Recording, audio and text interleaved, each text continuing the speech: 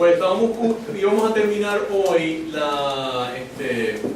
el estudio sobre la inerrancia, y entonces vamos a comenzar sobre lo que llamamos la autoridad de la Biblia. Así que estamos terminando, y básicamente lo que íbamos a hacer es, habíamos hablado de una definición, entonces íbamos a analizar un poquito más en detalle esa definición. ¿Qué quiere decir que la Biblia está sin errores? Pero antes de nada vamos a ver. Gracias que tú nos has dado una palabra tuya que está escrita, que está firme, que podemos estudiar, podemos usar para ser personas completas, personas como tú quieres que nosotros seamos, como dice el apóstol, personas perfectas en el sentido de que somos todo lo que tú quieres que seamos. Y te pido que tengamos ese respeto por tu palabra y que podamos obedecer. Ok, así que estábamos hablando, ¿verdad?, del hecho de que la Biblia no contiene errores, pero íbamos a ver qué quiere decir que la Biblia no contiene errores, ¿verdad?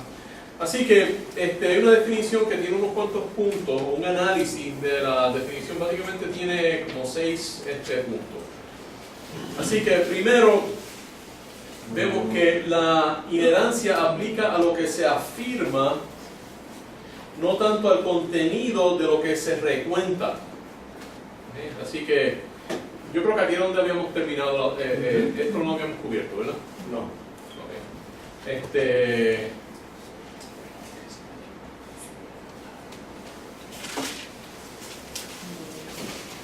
Okay.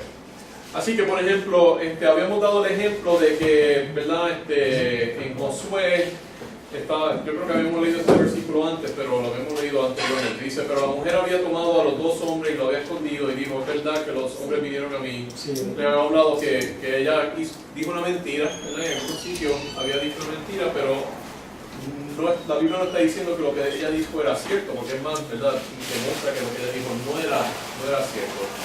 Por lo tanto, ¿verdad?, la Biblia contiene descripciones del pecado humano que incluyen mentiras que hacen las personas. ¿Okay? De la misma forma, no todos los discursos por hombres de Dios, aunque se recuentan en la Biblia, son necesariamente inspiradas.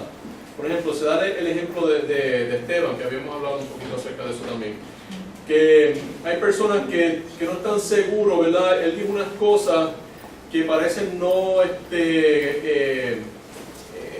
concordar con algunas cosas en el Antiguo Testamento en cuanto a la cantidad de tiempo que se estaba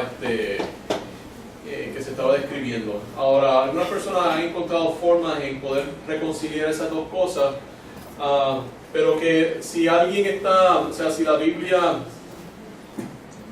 relata lo que alguien dijo y esa persona dijo un error, ¿verdad?, pues entonces ¿qué va a hacer la persona que está escribiendo, ¿verdad? No va a cambiar el error, ¿verdad?, porque entonces no estaría diciendo lo verdad lo que la persona dijo.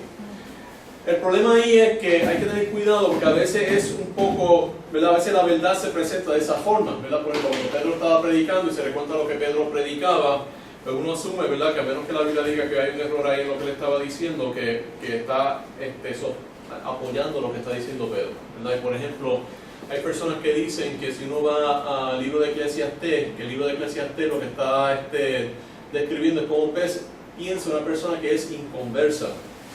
Hay que tener mucho cuidado porque yo pienso, ¿verdad?, que lo que el libro de Eclesiastés está diciendo es que si uno vive sin la esperanza de la vida eterna, la vida va a ser de esta forma.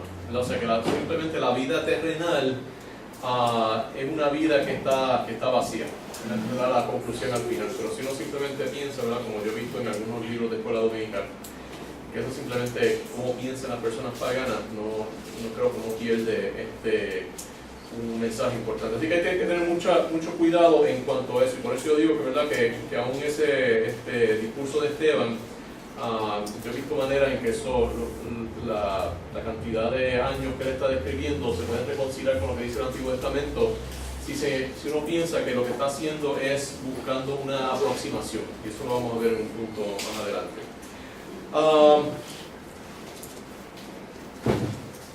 Todo lo que se afirma es cierto, aun si el autor humano no entendía o eso no era su tema central. Sin embargo, hay que tener cuidado con declaraciones periferales o condensadas y si es posible interpretarla a la luz de pasajes más claros. Yo creo que habíamos hablado acerca de eso también. O sea, que si la Biblia está hablando de un tema, pues ese tema se trata en forma más específica. Pero si dice algo periferal también es cierto, pero muchas veces está en una forma abreviada, hay cosas que son bien abreviadas, es difícil entonces extrapolar. Habíamos dado el ejemplo aquí, ¿verdad? Si uno pone dos puntos que están separados, es mucho más fácil tirar una línea. Eso hace una línea mucho más exacta, ¿verdad? Que si los dos puntos están bien cerca, debido a la imprecisión del lenguaje, pues es mucho más difícil extrapolar. Así que si vamos a hacer extrapolaciones, debemos no usar tanto los puntos periferales, hay que buscar otros puntos que conecten la línea. En ese caso pudiéramos quizás interpretar, no buscar de los mismos evangelios, si en este caso sería el evangelio, y buscar entonces de otras, quizás de más tiempo de escritura o del Antiguo Testamento. Una paralela. Algo. Exacto. A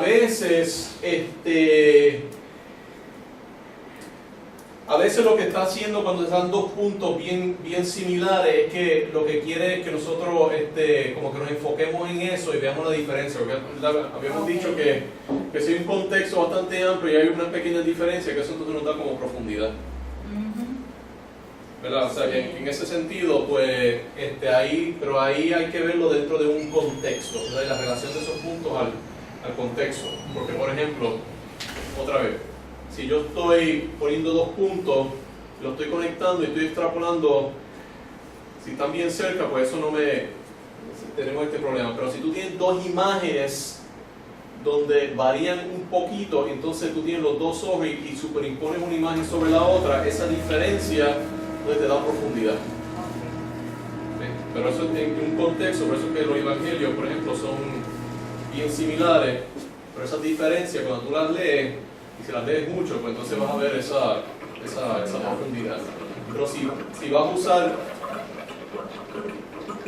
porque la otra cosa es que, o sea, si estás dentro de un evangelio y tienes el mismo punto repetido varias veces, pues lo que estás viendo es ese punto principal, pero está hablando de puntos periferales que se están haciendo, donde básicamente está diciendo algo que es bien abreviado. Por ejemplo, voy a dar un ejemplo. Hay un versículo en primera de Corintios, segunda de Corintios, que habla de que entonces ustedes que se bautizan por los muertos, ese bautismo sería en vano. Es el único sitio que se menciona en toda la Biblia. Es bien difícil uno usar ese versículo para crear una doctrina, que es lo que hicieron los mormones, básicamente de eso crearon una doctrina completamente desarrollada. Pues uno de verdad no sabe qué era eso y desarrolló una doctrina basada en un pasaje bien oscuro, porque eso no es el punto de lo que él estaba diciendo. Lo que está diciendo es que ustedes creen en la resurrección porque hacen eso, no es una evidencia. Sí, porque están haciendo algo que... Entonces, ¿cómo los mormones llegaron a hacer eso y practican eso? Ellos te bautizan en los muertos y a otros, que más, supongo ahora mismo en las familias mías, me van a bautizar en nombre de todos los muertos de mi papá y los nombres de todos los muertos de mi mamá. Lo hacen. ¿Cómo? ¿Tienen que pagar por eso? Sí. Trabajando para su propia estómago. Pero eso es lo que, ¿saben? Pero que bien es importante de esta gente que ellos eran así, pero me acuerdo que una persona me contó, de eso que alguna vez me hablan, que él se quedó sin trabajo y ellos lo mantuvieron un tiempo sin trabajo. Le pagaban, le daban dinero y entonces eran buenos con la familia. Ellos, inclusive antes, practicaban tener más de una mujer. Luego, ese es el sí, que es mormón ortodoxo, el que es de la raíz que sí, salió. la cosa es que los mormones se dividieron como en cinco grupos distintos, un montón de grupos. Dos grandes, o sea, uno grande, uno mediano y unos cuantos bien chiquitos. Ellos tienen también ellos hacen unos almacenes para 10 años, para cuando venga la tribulación. Y también sí, la familia sí, ahorran 2 años de, o sea, para sostener a sus hijos 2 años para mandarlos a ser misioneros. Sí. Sí. Ese es el honor Eso es un gran más grande privilegio. que puede Exacto. tener una familia. Exacto, y muchos lo hacen. Enviarlo. Sí, nosotros tenemos unos amigos mormones, así que Todo- Manda a los hijos. Lo que nosotros debemos hacer, como lo que yo he hecho, es ahorrado para mandar a mis hijos a una universidad cristiana. importante. Exacto, que eso es algo que podemos hacer. Sí. Claro. Pero lo que es interesante es que, esto es una estadística que yo he oído, no estoy seguro, que aunque ellos dicen que son bien pro familia, pero yo creo que tienen uno de los rates de suicidio más altos de todos Sí, los es Estados cierto. Unidos. Es cierto. O sea que eso no, hay algo están fallando porque a sus hijos no les gusta ese Claro, sistema. y están metidos en una forma. Y se les va mucha gente, dejan el mormonismo. Sí. Yo tuve un empleado que dejó el mormonismo. Sí. Y muchos de esos muchachos que ellos mandan como misioneros dejan la fe. Pero pueden ganar más gente, suficiente gente para reemplazarse. O sea, si un misionero de eso gana 10 personas para la iglesia mormona, pero entonces al final de los 2 años Él se él retira. se retira como quiera, Ya dejó 10. dejó 10 Sí, personas. sí, Como son una nueve. pirámide, esa de. Son 9. Sí, 9. Exacto, como quiera que sea. Digo, ellos están ahí, ellos te dan estudios en las casas, eso como el testigo de Jehová se te Sí, meten y te meten por boca y nariz la doctrina de ellos. De acuerdo a lo del punto que estaba explicando, yo lo visualicé con lo de los evangelios, porque a mí me ocurrió cuando estaba estudiando en Marcos, que hablaba de cuando Jesús le dice por qué están discutiendo, por qué discuten los discípulos entre sí, quién será mayor que ellos. Entonces, cuando tú lo buscas en Mateo, yo lo estoy estudiando en Mateo, y cuando lo buscas en Marcos, especifica más cómo fue el evento.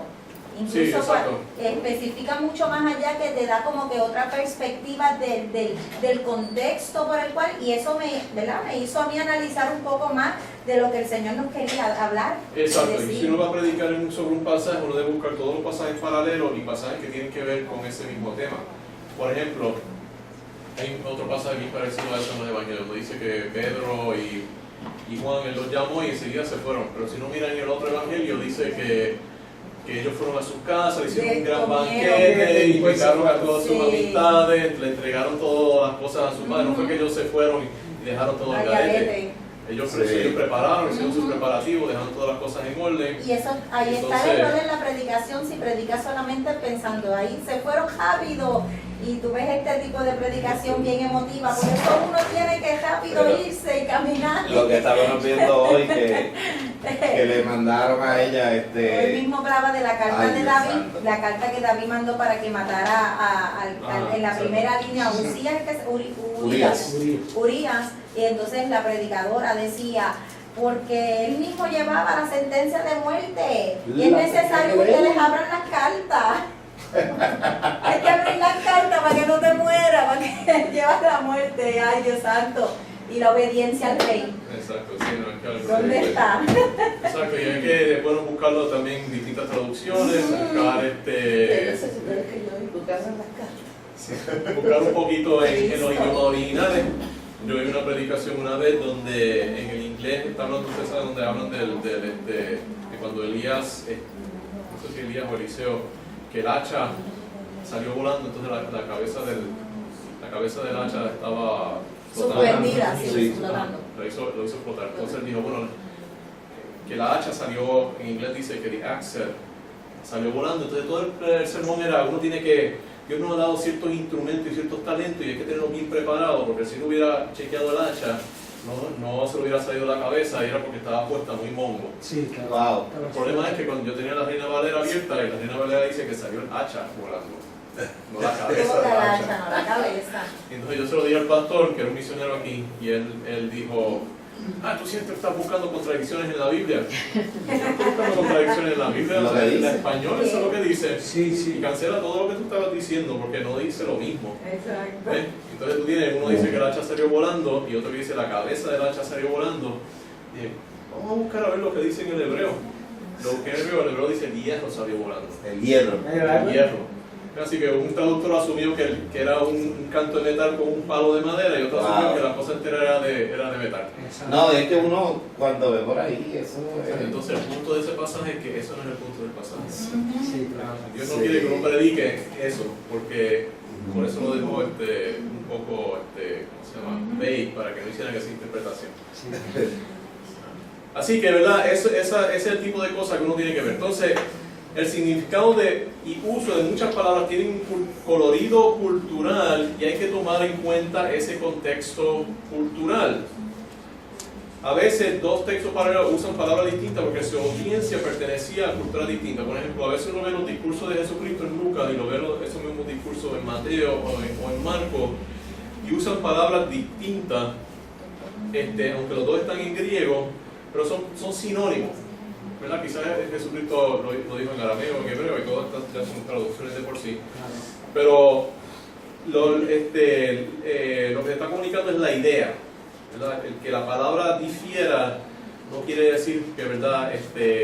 O sea, que hay un error, ¿verdad? Que hay una contradicción, porque estos la gente está recordando y está diciendo la esencia de lo que dijo Jesucristo, sí. Quizás no sí. El pensamiento como debe ser no se está viendo, sino se está viendo la palabrería. Exacto.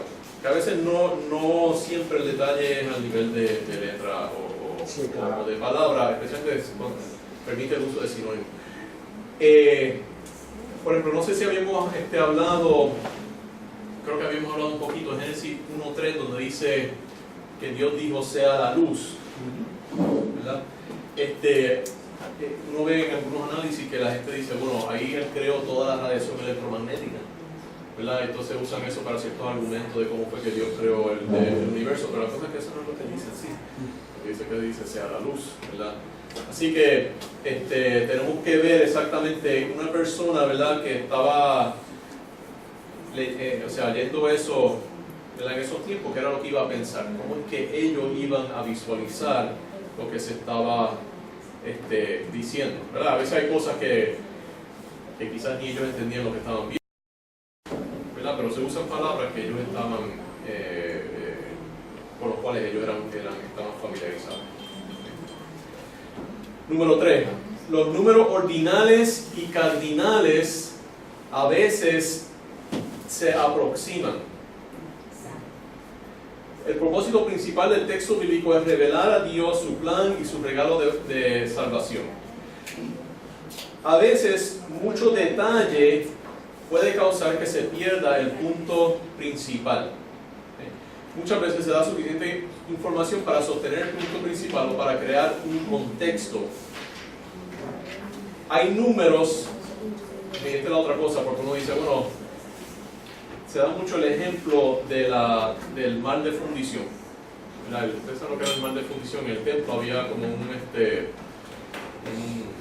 una bañera bien grande donde los sacerdotes se bañaban. Entonces se da la circunferencia, básicamente se está describiendo cuán grande era, la visto desde arriba. Entonces se da el diámetro siendo de 10 codos.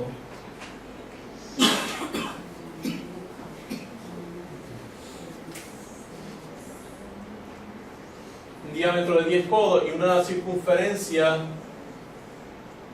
de 30 codos. Entonces dicen, eso es una contradicción. Bueno, primero que no dice cuál, ¿verdad? Esto tiene dos circunferencias.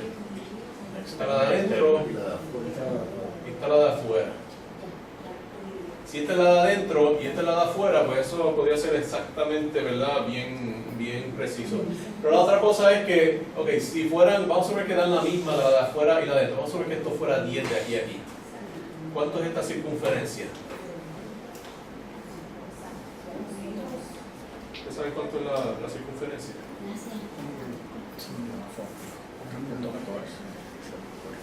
Pero yo creo que no es el diámetro, es el radio. El radio es 10, ¿verdad? El radio es 10 y la circunferencia era 30. Okay. Pues el problema es que entonces es tres veces la diferencia, ¿cómo es? Es 3 veces, pero ¿cuál es la razón entre el radio y la circunferencia? Igual. La fórmula para eso. No, el fórmula es 328 algo así. El diámetro es 2πr. 2πr. ¿Verdad? Así que si el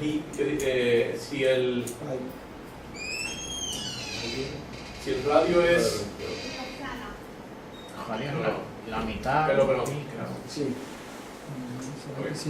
Circunferencia es 2πr, o sea que es igual a el diámetro por pi. Sí, no es radio, es el diámetro. Está bien, o sea, 10. Ok, pero entonces, ¿cuánto es pi?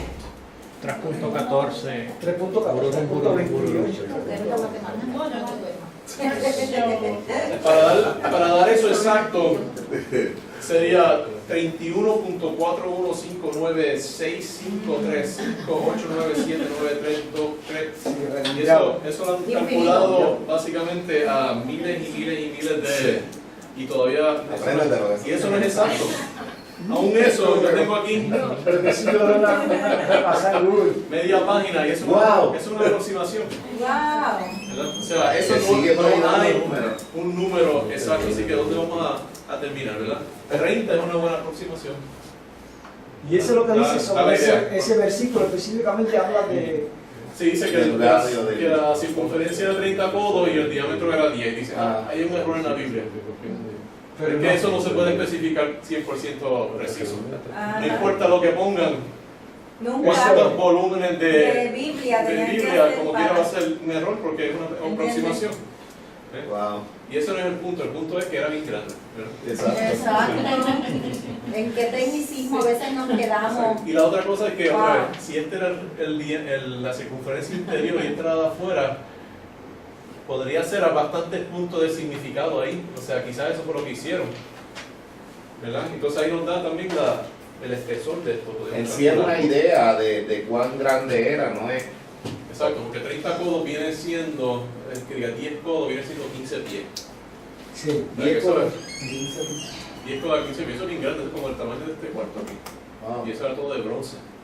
Es un montón de bronce. Ese es donde, y ellos donde ¿Qué cosa era se eso? metían ahí para limpiarse. Ah, el lugar de... Ese era El mar de fundición. el mar de fundición, un tub, ¿verdad? Estaba llena. Una bañera grande, como una vasija de bronce, donde se metían los sacerdotes para bañarse en una piscina. Entonces, Wow, qué brutal. Wow. Se limpiaban ahí. eso era bien grande. Pues ese era el punto, ¿verdad? El punto no era darnos una fórmula matemática para calcular pi, ¿verdad? Porque eso es... En los relatos históricos muchas veces se convoca, entonces esto es otra cosa. Cuando se está narrando, las narraciones no tienen que ser necesariamente cronológicas. Bienvenido. Muchas veces también, cuando uno narra, a veces las cosas se narran de una forma temática. Por ejemplo, es posible que en un punto en el relato donde Jesús dijo una parábola, que el escritor aprovechó e insertó varias otras parábolas con temas relacionados. Otro ejemplo es que, por ejemplo, en la tentación,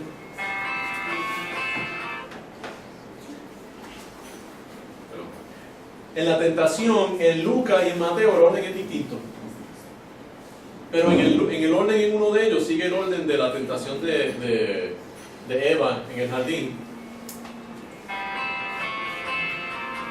A ver si por si acaso hay un estudiante. Hello.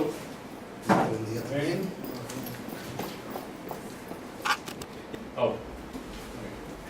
En una sigue el orden, como dije, el orden de la tentación, y el otro probablemente sigue el orden de la tentación de Eva, que es un orden topical, y el otro cuando sigue el orden de quizás que es más cronológico. Estamos hablando de qué quiere decir que la Biblia no contiene errores. Entonces estamos diciendo que a veces la Biblia dice lo que personas dicen y lo que esa persona dice a veces puede estar en error, pero se relata en una forma exacta. Hay que tomar las palabras en una forma, ¿verdad? En el contexto cultural, ¿verdad? Y ver qué era lo que significaba para esa persona. Y ahora estamos hablando que cuando la Biblia usa números, a veces usa aproximaciones en cuanto a los números ordinales, cardinales. Entonces, en cuanto a los relatos, a veces hay un orden que es cronológico y a veces también hay un orden temático. También algunos autores organizan y abrevan la información de una forma que facilita la memorización. Por ejemplo, hay una genealogía en Mateo donde se da 3 grupos de 14 generaciones. En el Antiguo Testamento se insertan otras personas. Pero lo que dice Mateo es que en la lista hay 14 en cada lista, lo cual facilita la memorización. Él dice que hay entre Adán y... creo que Abraham había 14 generaciones, entre Abraham y David había 14 generaciones, y entre David y eso había 14 generaciones. Pero si uno mira en el Antiguo Testamento no era exactamente 14, pero lo que está diciendo es, fíjate que en esta lista hay 14 para que se te sea más fácil de memorizar. O sea que está haciendo una abreviación porque esa gente, muchos de ellos no tenían la Biblia. Ellos lo que hacían era que se memorizaban las cosas. Un libro era bien caro en esos tiempos. Claro. Y no lo tenía porque un libro podía ser como 30 pies de largo, 40. Era mucho rollo. Sin un rollo. Imagínate leer un libro de 40 pies de largo. Exacto, qué interesante que los cristianos, como fueron los primeros que empezaron a leer un libro mucho, o fue el primer grupo grande que empezó a leer los libros mucho, que los judíos también los leían, ellos se inventaron una tecnología nueva, donde en vez de tener los rollos, ellos cortaban el rollo en pedacitos y lo ponían uno encima de otro, y lo cosían y formaban lo que llaman un códex, que es el libro. O sea, los cristianos inventaron el libro. Eso es lo que se llamó después el códice. No, El códice, exacto. Pero el códice, básicamente, no hay casi ninguno, no conozco de ningunos manuscritos de la Biblia que sean rollos. Sí. Desde el principio los cristianos cogieron los rollos, los cortaron para que fueran fáciles de buscar y eran códices. Y fueron los primeros códices que se empezaron a hacer. Antes de eso, casi toda la literatura era en rollo. Sí. Lo primitivo era todo en rollo. Era todo en rollo. Lo que hablamos del pusieron la Antiguo Biblia y Testamento. el Antiguo y el Nuevo Testamento lo pusieron en el libro. Ellos inventaron el libro. Había unos pocos ejemplares de libros antes de ellos, pero ellos fueron los que popularizaron el libro que nosotros tenemos así con las páginas que uno puede abrir. Que ellos lo tenían cosido y las hacían completo una carpeta, hacían un libro, bueno, un libro como lo que hoy tenemos hoy día nosotros en forma de libro.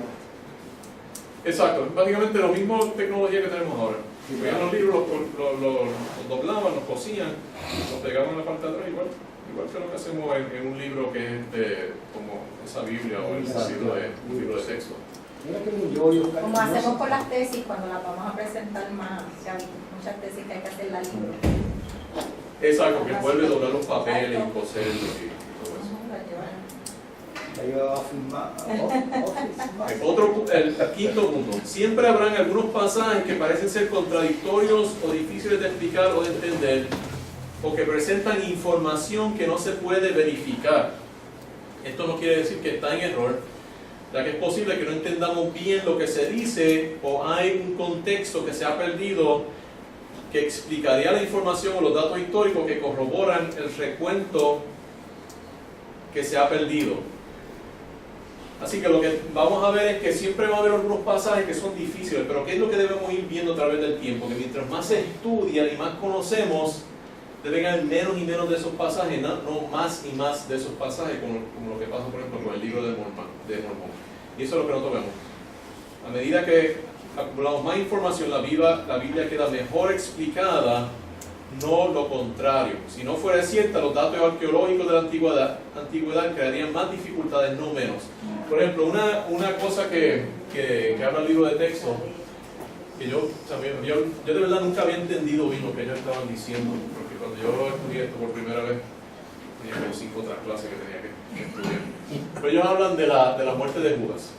Ustedes saben que dice que la muerte de Judas, que él se ahorcó, entonces dice que cayó entonces de cabeza y se le abrieron las entrañas. Entonces la gente dice, bueno, no, porque uno dice que se ahorcó, entonces el otro dice que se cayó de cabeza y se le rompieron las entrañas. O sea, son dos cosas como un poquito aparte. Entonces la gente dice, bueno, ¿cómo uno puede combinar esas dos cosas? Porque uno dice que se tiró de cabeza y el otro dice que se ahorcó. Pues la palabra ahí es, cuando dice que se le tiró de cabeza y se le abrieron las entrañas, la palabra, creo que es una palabra que es como pregness. ¿Para qué se parece esa palabra? Pregnant. Preñados. Preñado, ¿verdad?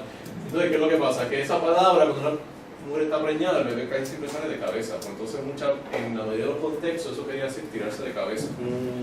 Pero encontraron unos contextos, unos manuscritos nuevos, donde encuentran que sí, definitivamente también quiere decir que habla de una mujer con una barriga, la que está preñada, con una barriga grande. Entonces, lo que estaban diciendo es que no fue que él se cayó de cabeza, que se guindó, se ahorcó, tuvo ahí mucho tiempo. Como pasa, ¿verdad? Con un perro muerto, se pudre, se hincha y explotó y se le salieron todas las entrañas. O sea, quedó con la barriga grande y eventualmente se pudrió y se cayó. Sí, porque ya en 3 días ya la persona se llena y se hincha. Exacto, pero por muchos años eso era una de las contradicciones grandes en la Biblia, que un pasaje decía una cosa, el otro pasaje decía otra cosa. Pero he encontrado manuscritos nuevos, ¿verdad?, de ese tiempo que usan otra, ¿verdad?, esta palabra y es lógico, ¿verdad?, porque viendo la conexión y eso explica completamente, ¿verdad?, esa dificultad. Ahorita escuché yo que él no se condenó. Eso es una cosa nueva. Dice que el hijo de perdición, así que... Sí, entonces dice que no, porque fue que el Señor lo usó, eso fuera como una obra y él lo usó para que hiciera ese trabajo. Entonces el Señor no lo iba que después de eso, pues él fue salvo. No. Es que la gente le quiere Eso está bien claro. Esa es una de las pocas personas que podemos estar seguros, no se sabe. Bueno, si él se salva, todo se salva. Tengo el escrito, se lo voy a traer porque me lo envió un teólogo. La salvación universal. Quizás él es un universalista. Exacto. Quizás él cree que todo se salva. Sí, claro, porque hay mucho. Porque eso es un punto que contradice el universalismo. Claro que sí. Porque está tan claro que él no se salva que él tiene que explicarlo de alguna forma. Y él fue así porque el Señor lo cogió porque ya él era malo, él era un tipo, bueno, está hablando de, ya él tenía ese pecado y él quería hacer eso. Exacto, y para dar un ejemplo que pues uno no siempre todo el mundo lo va a poder, no todo el mundo se va a salvar bajo nuestro ministerio, Claro. No necesariamente todos, ¿verdad? Nuestros familiares, nuestros hijos van todos a creer, ¿verdad? Porque si aún Jesucristo con Judas no pudo convencerlo, pues... Si lo trató hasta el fin como igual. Claro, lo tenía sabiendo que era además, condenado. como amigo. Sí, y le dio un puesto. La mejor parte de la carne Y le dio el puesto de cargar el dinero y de todo, ¿sabes? Que le dio, tenía más confianza en ese que en los demás, porque le dio más responsabilidad. Exacto. Y entonces otra cosa también, o sea, por ejemplo, el que algo que diga la Biblia no haya verificación fuera de la Biblia, no quiere decir que tampoco pasó, ¿verdad? Por ejemplo, una cosa que nunca, en los 1800, que se criticaba mucho la Biblia, era que la Biblia hablaba de los hititas, y nadie había oído de los hititas. Después se descubrió que tenía un imperio gigantesco, ¿verdad?, por toda Turquía, y una gente que vivía en ese tiempo, y algo bien significante. Esto no era un pueblito por allá en el museo, era un imperio bien grande, pero en los 1800 no se sabía nada acerca de él. O sea que a veces la información no la tenemos y a veces la información nunca la vamos a tener, pero a menos que contradiga algo, pues entonces, por ejemplo, una cosa que estaba mirando, el censo, yo lo había dicho antes, el censo de Belén, ¿verdad?, que trajo que ocurrió cuando Jesucristo nació en Belén, ¿verdad?, que llevó a José y María a Belén, eso no se menciona en ningún otro sitio. Pero lo interesante es que en la historia de ese gobernante hay un gap en su cronología que incluye ese periodo de tiempo. O sea que no hay una contradicción, ¿verdad?, en lo que dice la Biblia con ningún otro documento histórico, ¿verdad? Y a menos que no haya esa contradicción, no podemos decir que hay una contradicción, ¿verdad? Porque la Biblia es también un documento histórico, ¿verdad? Y podemos darle ese contexto. Número 6. Contraste entre la inspiración y la providencia de Dios. Nosotros creemos que Dios tiene un plan para la humanidad y que Dios toma una parte activa en dirigir y promover este plan. Esto se llama la providencia de Dios. ¿Entienden lo que es la providencia de Dios, verdad? O sea, Dios va controlando todas las cosas que pasan en cierta manera. Sin embargo, esta actividad de la providencia de Dios es indirecta y los actos de providencia envuelven el uso de procesos naturales para mover el plan de Dios, ¿verdad? Y proceso natural incluyendo, ¿verdad?, la gente, ¿verdad?, como parte de ese proceso en su, ¿verdad?, en su manera de actuar naturalmente. El hecho que Dios esté ejerciendo su providencia no impide que se cometa pecado, y muchas veces vemos que Dios usa el pecado. ¿Cuál es un gran ejemplo de esto? Y esto es algo que cuando yo de verdad entendí este pasaje bien cuando era joven,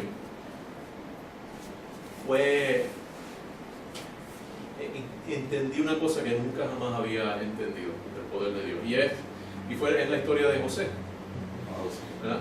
Cómo Dios usó el pecado de los hermanos de José para salvar a los hermanos de José. Esa historia. Cuando uno se pone a mirar esa historia, de verdad entiende esa historia, que antes yo decía que José era como medio inmaduro haciendo todas estas pruebas y todas estas cosas, pero yo creo que el punto que Dios quería hacer es que sí, Dios hizo eso, pero tuvo que haber un cambio verdadero, ¿verdad?, en los hermanos de José. Una historia bien interesante, pero el punto de eso es que aún el mal humano, ¿verdad?, el pecado humano, es parte del plan de Dios, una gran paradoja, ¿verdad? Un gran misterio, es una gran paradoja, que Dios tiene tanto control que Él usa el bien y también usa el mal sin ser el autor del mal, y es parte de su plan.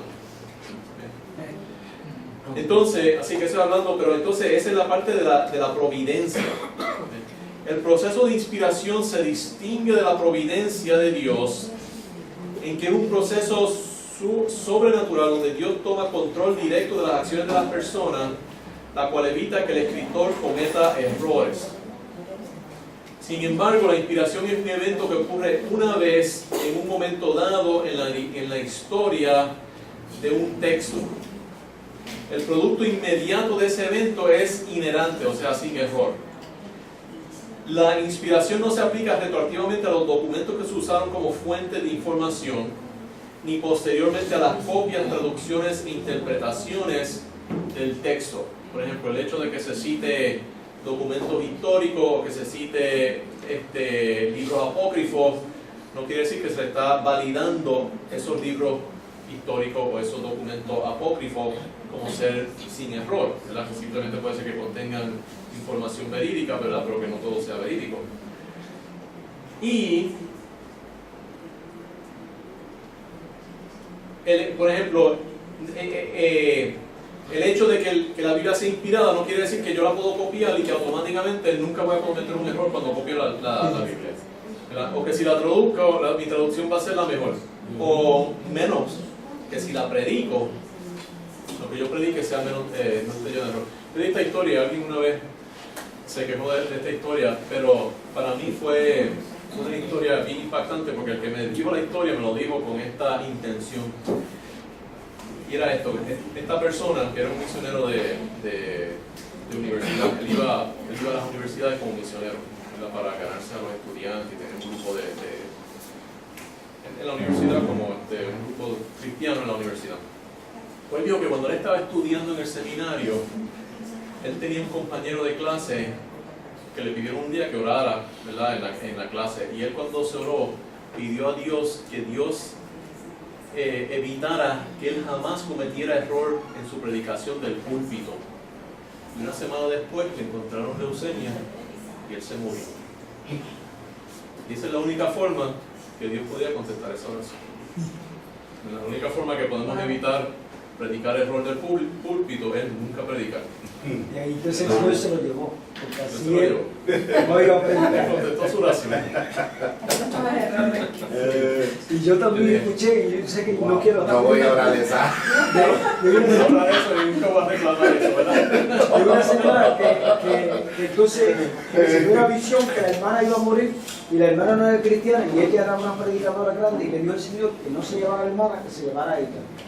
Y ella murió, sí murió, y entonces me lo contaron anoche, me contaron ese cuento. Wow. Pero hay cosas que nadie Sí, no, y eso, o sea, y eso lo vamos a ver ahora también en la autoridad de la Biblia, en la próxima sección, que eso es bien serio. O sea, uno va a cometer errores. Y uno no puede decir que lo que yo digo es sí, la verdad de Dios. Yo no puedo garantizar que todas las citas bíblicas en mis notas y todas mis traducciones estén libres de error, ¿verdad? Cuando ustedes miren estas notas, muy bien puede haber errores en las copias que yo hice. Sin embargo, hemos visto que Dios usa su providencia para preparar a los autores los textos de referencia hasta en los mismos lenguajes que iba a usar para revelarse en forma escrita. De la misma manera, Dios usa su providencia para preservar su palabra, para asegurar que hayan predicadores que prediquen en una forma efectiva y correcta. Teniendo esto en mente, existen unas pequeñas discrepancias numéricas en las copias de la Biblia que nosotros tenemos. Hay algunos casos donde la información numérica que contiene el texto, yo creo que se ha perdido o se ha copiado mal. El libro da ciertos ejemplos de esto. Y es evidente que las discrepancias numéricas representan números que se deletrean en formas parecidas. Por ejemplo, en inglés uno puede decir 7 y 17. ¿Ves? Y si se borra esas 3 letrecitas al final, esas 4 letras, y entonces parece que el manuscrito que se estaba copiando estaba gastado. Yo encuentro que es mejor atribuirle a errores de copista que poner en duda la inspiración e inerrancia del texto bíblico tal y como salió de la mano de Dios. Hay como 3 de esas. Una es cuando habla de en el comienzo del reino de Saúl. En algunos sitios dice Saúl reinó 1 año y después en el 2.º año pasó esto. Pero otras personas, otro texto dice que Saúl reinó 30 años, pero en el primer año de su reino pasó esto, porque parece que hay un número que se perdió. Porque llegó un punto donde parece que en el Antiguo Testamento casi se pierde la Biblia y quedó un manuscrito. Básicamente de ahí fue que salió lo que se habla que quedaba una copia en el templo y nadie tiene una copia y la encontraron, ¿verdad?, cuando estaban limpiando el templo después de un periodo largo de idolatría. Si yo acepto que nuestras copias de la Biblia contienen errores de copia, en nada estoy afectando las otras doctrinas de la Biblia. Sin embargo, si yo pongo en duda la inherencia de los autógrafos, lo primero que se va por la ventana es el libro entero de Génesis, después el resto del Pentateuco y después el resto de la Biblia.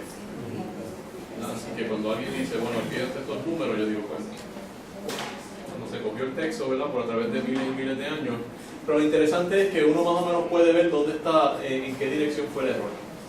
Y uno puede recobrar la información original. O sea, que de verdad no se perdió nada porque uno sabe cuál es cuál es la real y cuál es. Porque el error va a ir en cierta dirección. Es mucho más fácil perder un número que añadirle un número al texto. En un mundo donde la verdad cambia y está llena de incertidumbre, podemos confiar que el evento de inspiración nos da un fundamento firme en el cual podemos basar nuestra fe y nuestro comportamiento, en el cual podemos asegurarnos de nuestro futuro eterno.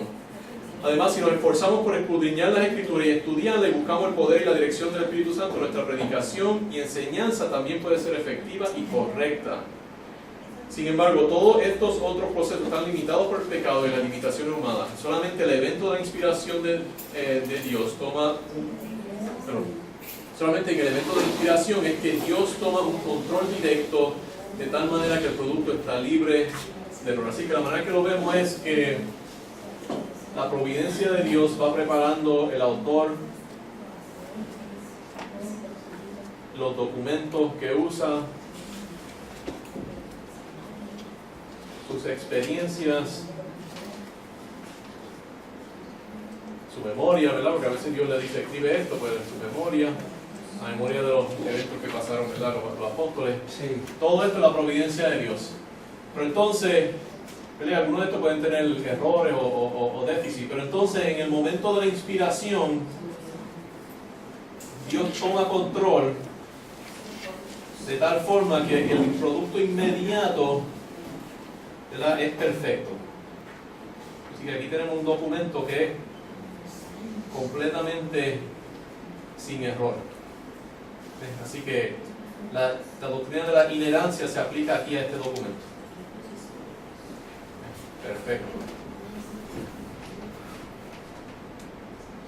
De aquí en adelante, ¿verdad? Esto es la providencia.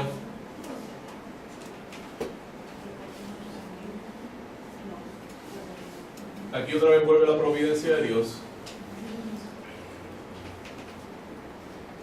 Y este no es perfecto, ¿verdad? Aquí van entrando pequeños, vamos a decir, errores de copia y eso. Pero tal vez la providencia de Dios diría que, como quiera, básicamente como el 99%, el 98% del texto del Nuevo Testamento es completamente cierto. Y ese 2%, si uno lo mira, no hace tanta diferencia. Por ejemplo, una donde se ha perdido una letra y de verdad no está muy claro lo que es que en el libro de Apocalipsis dice que hay la posibilidad es que sea un ángel o que sea un águila, ¿verdad? Que vuela sobre la tierra y da un mensaje. El punto es que, o sea, si estamos para ese tiempo, debemos estar pendientes que si hay un águila o un ángel que da un mensaje, pues ya sabemos qué es eso. Ya en ese momento esa gente va a saber lo que es. De verdad no hace tanta diferencia que dice un ángel o sea un águila, ¿verdad? Porque la diferencia es una letra. Y hay muchas cosas que son así. Y uno puede, y la cosa es que todo eso está documentado.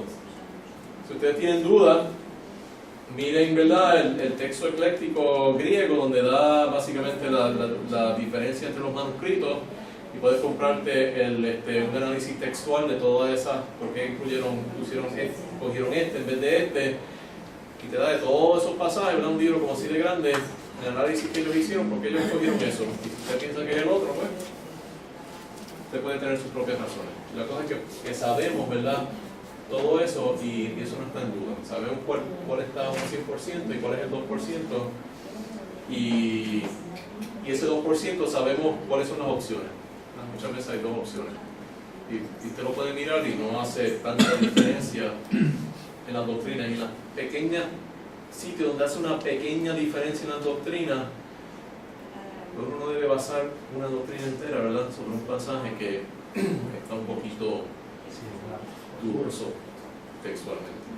¿Algunas preguntas o comentarios sobre ese análisis de la doctrina de la inspiración?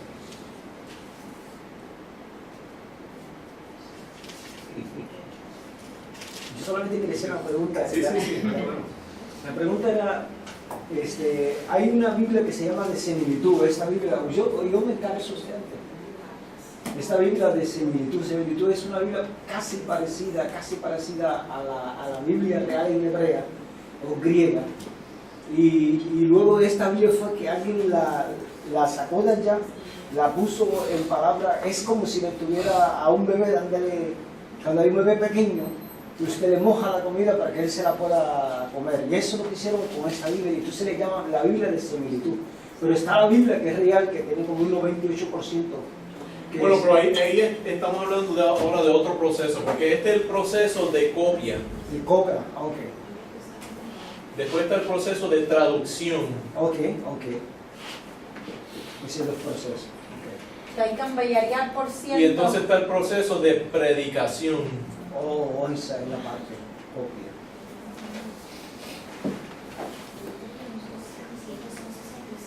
¿Ves? O sea, este es el que es 98.22. Entonces la traducción, pues ahí hay mucho más también variabilidad. Cuando uno traduce algo. Ya entiendo por qué. Por eso, si una persona quiere de verdad hacer esto bien, Predicar bien. debería poder esquivar esta parte, ¿verdad? Ir directamente aquí. Así que debería aprender griego y hebreo. Entonces tiene que ir aquí a la raíz principal. Pero por lo menos tenemos una ventaja que si sabemos inglés y español, por lo menos tenemos dos traducciones. Y a mí me gusta ver dos traducciones en inglés y dos traducciones en español. Y donde veo alguna diferencia, entonces voy al griego, por lo menos, o al hebreo, por lo menos tratar de ver esas palabras, ¿verdad? Enfocarme, por ejemplo, con lo que hicimos aquella vez cuando lo del hacha. El hacha. Interlineal, y esa Biblia interlineal, que yo compré una de Sí, esas. está buena también. Y ahora En mismo, una de las visitas que nosotros hicimos aquí en el estudio bíblico se trajo la Biblia. en inglés. También tenía una, usted mencionó otra y pudimos estudiar lo referente a dónde estaba Eva, dónde estaba Adán. Sí. Fue bien interesante y ¿verdad? Veo ahora Sí. el porqué de Exacto. los estudios. Exacto, aunque eso también es se basa no solamente en las traducciones, pero en una cosa que dice Eva, de una forma que se dice acerca de Eva, de una forma periferal, que podríamos quizás implicar eso, también basado en una cosa que dice en el libro de los Romanos, que el libro de los Romanos dice que el pecado entró por Adán. Entonces, ¿cómo el pecado entró por Adán cuando Eva fue la primera que pecó? Hay distintas maneras de interpretar eso. Algunas personas dicen que Eva dice que comió y le dio a su esposo with her, pero en español lo dice un poquito distinto.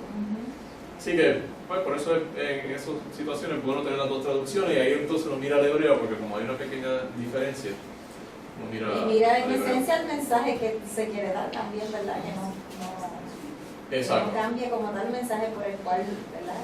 No crear una Algo doctrina por lo sobre que- algo sobre periferal algo que periferal. Exacto, quizás no está bien. Yo normalmente voy a diferentes versiones en español. Claro. Busco diferentes versiones y de ahí. Entonces, pues, Exacto. Y eso lo y eso lo aplica la psicología en la predicación. ¿Cómo ese tema tan... Bueno, después que lo que se esté predicando no sea psicología, uno puede hacer interpretaciones psicológicas de por ejemplo, de lo que está pasando y decir, bueno, quizás esta persona está pensando esto o esto. Claro. Por ejemplo, yo di una vez una prédica acerca de Herodes y uno empieza a ver Pero de que por lo que él pasó y su historia y todo eso, uno empieza a pensar, bueno, ¿verdad? Él quizás hizo eso ¿verdad? Por ciertas razones, y uno empieza a ver un poquito más de su pensar y de su psicología, ¿verdad? De por qué él hacía eso. Y eso yo creo que está bien. A la gente que se pone a predicar puramente psicología, sí. no creo que eso es el Que no, mensaje. que sacan la palabra de Dios completa y empiezan a meter la psicología. Esa prédica nosotros yo estuve ¿Sí? en la Ah, de Herodes. Y cuando tú vienes a ver por qué Herodes, ¿verdad? Que el pastor lo estaba explicando y tú te metes ahí y tú dices, oye, si hubiera sido yo, quizás hubiera hecho lo mismo. Exacto, y ese es el punto, ¿verdad? Que Herodes era un ser humano como cualquiera. Gracias a Dios que nosotros no fuimos Herodes. Sí. Claro, claro, sí. Eso es así. Pregunto, tomando énfasis en lo que habló de la copia, que debe ir uno a escritos originales, pero actualmente pues ya yo estoy predicando y yo no sé griego. He escuchado de la traducción Peshitta, que es como que la vas directamente. Quizás esa pueda ser más fiel que la que yo estoy usando actualmente. Voy a decir un poquito acerca de eso. Las copias, lo que pasó, si uno mira la historia de cómo fue que se fue copiando el Nuevo Testamento, los cristianos se llegaron en dos direcciones, hacia el norte y hacia el sur. Hacia el sur es desierto y es bien seco. Entonces en el sur las copias que hay son bien antiguas, pero después vienen los musulmanes, entonces no había mucho cuidado, así que son bien antiguas pero son pocas. En el norte hay muchas más copias, pero tienden a ser copias más recientes. Entonces cuando uno compara esas dos familias de manuscritos, los manuscritos del norte que son más recientes pero más, los manuscritos del sur que son menos pero más antiguos y que son del sur, uno encuentra los dos grupos de variantes más grandes. Y entonces lo que pasa también es que estos manuscritos que son más antiguos y son menos se descubrieron más recientemente. Así que si uno busca una buena traducción moderna y una buena traducción antigua, uno va a representar esas dos familias. Así que por ejemplo lo que yo hago es que en el español yo miro la Reina Valera, que representa esas copias más recientes que son mayores, que son lo que llaman el texto bizantino, y la Biblia de las Américas, que representan el otro texto, que es el texto alejandrino. Y en el inglés yo miro la King James, Qué buena. que es como la Reina Valera, y la New American Standard, que es la Biblia de las Américas en inglés. Y pienso que son buenas. La Peshitta es una traducción de... porque ustedes no podemos leer la Peshitta. La Peshitta está en arameo. Okay. Así que lo que hay son traducciones al español de la Peshita. Lo que pasa es que hay un grupo de cristianos que se llaman los judíos mesiánicos que piensan que el Nuevo Testamento se escribió en hebreo y que como el arameo es mucho más parecido al hebreo, que eso es una copia más fiel del original, si uno va a ella. El problema es que no hay absolutamente ningún manuscrito hebreo del Nuevo Testamento hasta tiempos recientes. Lo más cercano que llegamos es que alguien como el año 1300 dijo que vio un manuscrito en hebreo. Wow. Eso es lo único que hay, porque yo tenía un empleado que creía eso. Y yo decía, lo que pasa es que, o sea, tu teoría se basa en absolutamente ninguna evidencia. Yo tengo una amiga que... Enséñame ese manuscrito y yo te digo lo que tú dices. Entonces, ¿me puedes repetir? Es la King James, Biblia de las Américas, Reina Valera, que es la que es realmente Reina Valera. ¿Y cuál es la otra que no pude copiarla? Que tenemos King James. el texto bizantino.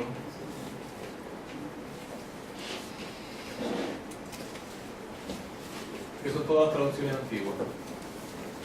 Entonces tenemos español.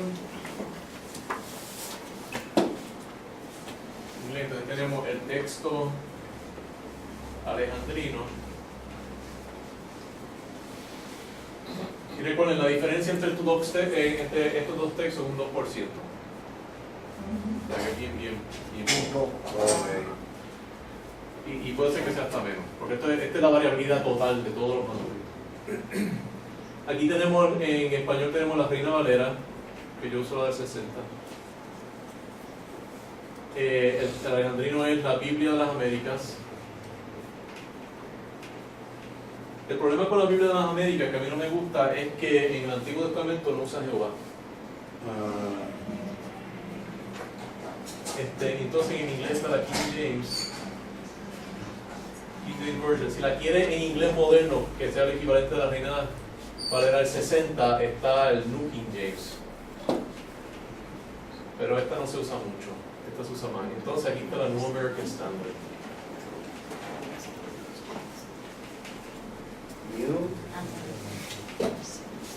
Esa usted la compara con King James, más o menos, que es lo que está hablando el texto alejandrino y el texto bizantino. Ah, exacto, porque yo quiero ver lo que dicen los dos textos y quiero ver lo que dicen los dos idiomas. Los dos idiomas. Ajá. Entonces este más o menos es eso es lo que yo uso. Hay otros textos, hay otras traducciones modernas buenas. Creo que el New English Bible es bastante bueno, pero para mí estas cuatro más o menos. La nueva versión internacional sé que le faltan versículos y todo. Y el problema con la nueva versión internacional caería aquí, pero el problema es que su teoría de traducción es distinta.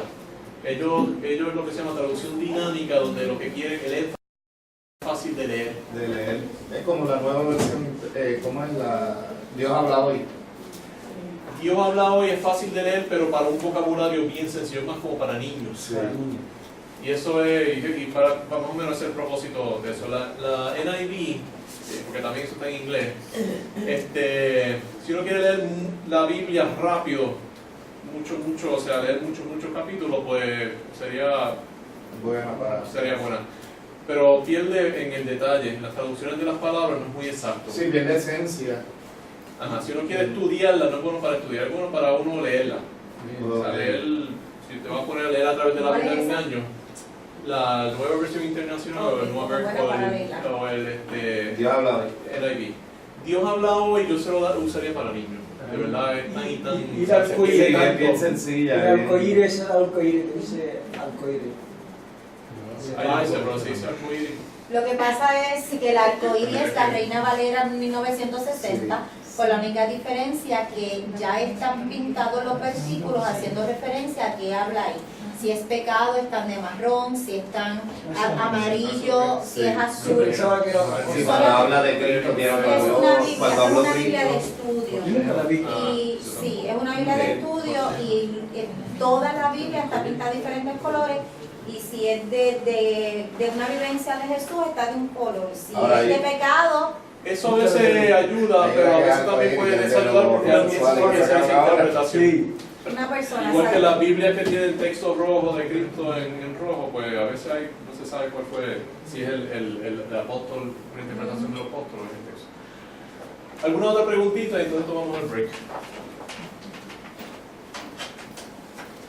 Cualquier pregunta que tengan, porque hay alguna pregunta controversial o que nadie... Controversiales son buenas. O si no entienden algo. Si usted no entiende algo, no seguro que hay otras personas que tampoco lo entendieron. Yo quería aclarar bien si lo que entendí, cuando usted escribió autor, documento, experiencia en memoria en el área de la providencia de Dios, que esa sí podía tener error, que el área de después, ¿verdad? Cuando hablamos de el documento como tal de la Biblia, es la que tiene un 98% del 2%. No. El producto después de que Dios lo hace es un 100%. Es un... El de Dios sí, que salió de Dios 100%. Aquí es 100%. ¿Y qué fue el 98 y el 2? De la traducción. Ok, si estamos hablando del Nuevo Testamento, que fue más o menos escrito del año 40 al año 90, ahí tenemos un 100%. Cuando llegamos al año 2018, ahí hemos llegado a un 98%, a través de 2000 años, más o menos. Se ha perdido. No es que se ha perdido, es que hay un 2% que está un poco menos claro. Porque no es que se ha perdido un 2%. Casi siempre esto lo que quiere decir es que el 2% de la Biblia hay dos opciones en vez de una. Pero y en el otro lado, donde está el autor y el documento y la experiencia, entonces ahí sí hay un margen mayor de error o no. Es que hay una pregunta en cuanto al margen de error. Lo que están diciendo es que, por ejemplo, el hecho de que se cite esos documentos no quiere decir que esos documentos estén 100% correctos. Porque hay que dar el ejemplo de la prédica. Cuando usted dice que... De la prédica, por ejemplo, se cita el libro de Enoch. Pues no quiere decir que nosotros apoyamos que el libro de Enoch esté correcto. Un libro apócrifo. Pero de Judas yo creo que menciona el libro. Sí, claro, libro de Enoch. ahí. Y ese libro usted yo no lo leí, pero sí lo escuché en... El libro de Enoch yo no lo he leído. Yo he leído algunos, porque es un apócrifo del Antiguo Testamento. Claro, Yo y he leído habla de apócrifos del Nuevo ángeles y habla de Testamento. cosas ahí, pero habla cosas que sí están en la Biblia. Es que algunos de estos libros eran libros, o sea, eran libros devocionales. Tampoco yo voy a creer todo lo que dice un libro devocional. Claro. Ni un libro de prédica. O sea, a menos que no esté en la Biblia, pero no quiere decir que estén completamente en error, ¿verdad? Igual que un libro de historia o todas esas cosas. Algunos entran libros históricos, devocionales basados en la historia de Israel, ¿verdad? Leemos otros documentos que se han perdido. O sea, quizá el libro de Enoch se basó en alguno de esos otros documentos que nosotros... Eso es como que cojamos los 40 años del pastor John MacArthur y lo hagamos en nuestra Biblia. Exacto. O el periódico de ese tiempo Exacto. que daba la historia de lo que pasó. Porque bueno, sus predicaciones, pero no va a ser como está ahí de la esencia del Señor la palabra. Exacto. Pero vamos a tomar un break, entonces empezamos a hablar acerca de la autoridad de la Biblia y qué quiere decir autoridad y cómo nosotros basamos la autoridad. Así que un breakcito de 10 minutos, así podemos pagar la cámara.